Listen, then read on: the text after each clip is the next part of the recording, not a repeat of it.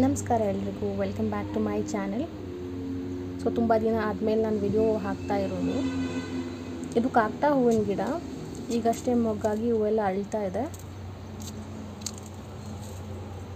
ನೋಡಿ. ತುಂಬ ಚೆನ್ನಾಗಿರುತ್ತೆ. ಆ್ಯಕ್ಚುಲಿ ಮೊಗ್ಗಿದ್ದಾಗ ಪಿಂಕಿಶ್ ಕಲರ್ ಇರುತ್ತೆ. ಇದು ಬರೀ ಸೀಸನಲ್ಲಿ ಮಾತ್ರ. ಇವಾಗ ಒಂದು 2 ತಿಂಗಳು ಬಿಡ್ಬೋದೇನೋ ಅಷ್ಟೇ, ಆಮೇಲೆ ಹೂವೇನು ಬಿಡಲ್ಲ ಇದು. ನೋಡಿ ಸುಮಾರಷ್ಟು ಮೊಗ್ಗಾಗಿದೆ. ಆ್ಯಂಡ್ ಇಲ್ಲಿ ಸೌತೆಕಾಯಿ ಇದೆ ನೋಡಿ, ಒಂದೇ ಒಂದು ಸೌತೆಕಾಯಿ ಬಂದಿದೆ. ಒಂಚೂರು ದೊಡ್ಡದಾದ್ಮೇಲೆ ಹಾರ್ವೆಸ್ಟ್ ಮಾಡ್ಕೊತೀನಿ.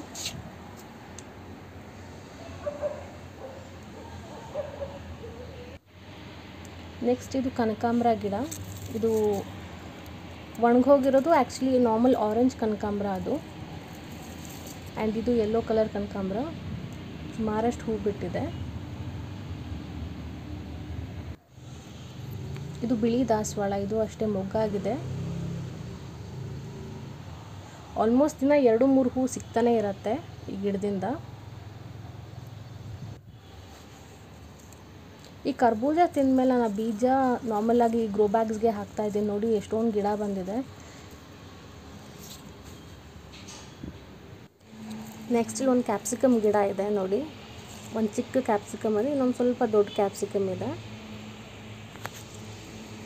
ಆ್ಯಂಡ್ ಇದರಲ್ಲಿ ಒಂದು ಟೊಮ್ಯಾಟೊ ಗಿಡ ಕೂಡ ಇದೆ. ಒಂದು ಚಿಕ್ಕ ಟೊಮ್ಯಾಟೊ ಕೂಡ ಬಿಟ್ಟಿದೆ.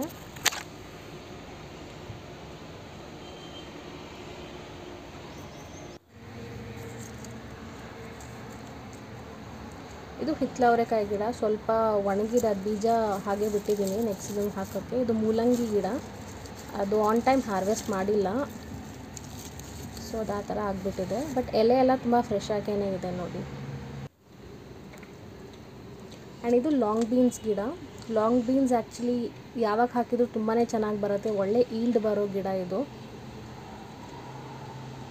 ಸೊ ಸದ್ಯಕ್ಕೆ ಒಂದೇ ಹಾಕಿರೋದು, ಮತ್ತೆ ಹಾಕ್ತೀನಿ ಇನ್ನೂ ಸ್ವಲ್ಪ. Thank you for watching.